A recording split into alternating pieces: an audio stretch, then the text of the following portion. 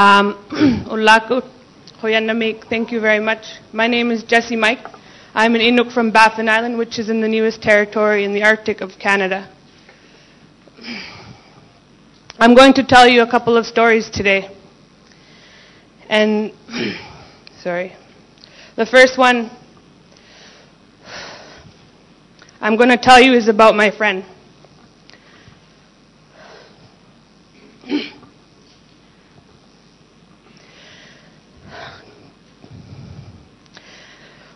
It's about my friend Tulook.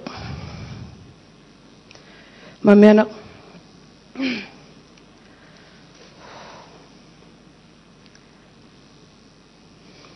My friend Tulook was an exceptional young man. He had the world in his hands. He had just finished college, which is not something you see every day where I come from. He just found out that him and his wife were about to have their first baby. And everything was going really good. And one day, he decided to go out hunting. He went out hunting onto the sea ice. My friend Tulook never returned home. My friend Tulook died because the ice was thinner than usual, and it shouldn't have been.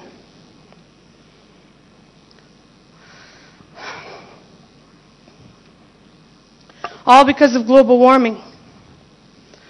And there's nothing we can do. We're just a small place with a couple thousand people trying to live our lives every day in our culture with our people. And I'm going to tell you another story. It's about an elder from my home community. His name is Simon Natak. He was an expert on the land. He was an expert with the sea and the environment.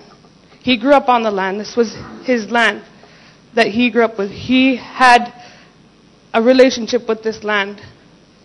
But he too, one day, he went out hunting in the middle of winter when the ice should be at its thickest. Simon also fell through the ice. But unlike Tulook, Simon made it back home. But he had both his legs amputated.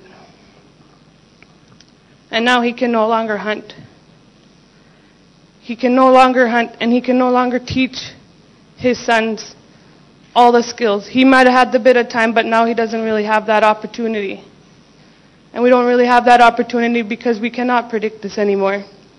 We cannot tell how it's going to be when we go out hunting. We can't even tell from our own homes what the weather's going to be like. All we can do is be prepared. I'm going to tell you another thing that's happening right now as we are here. My mom's home community called Tulook, which is an hour north by plane from where I live in Iqaluit. They're in a state of emergency. Their bridge, which took them to their water and sewage, it's on the other side of the town, had collapsed because permafrost is melting.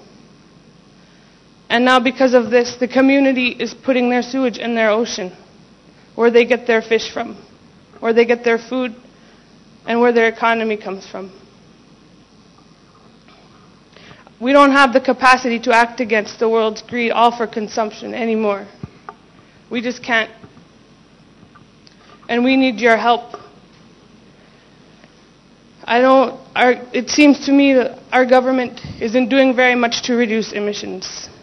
And from my understanding, the Canadian government, for someone who's constantly talking about this, is probably one of the worst at producing carbon emissions. And it's affecting their own country, and still it doesn't seem to matter. This is an extinction of my people and my culture. If our future, whether we and our culture survives or not, is now in your hands. You leaders now have to take the time to make international agreements. Take the time, right now. Do it right now. Make these agreements. We have people from all over the world here that can make this change.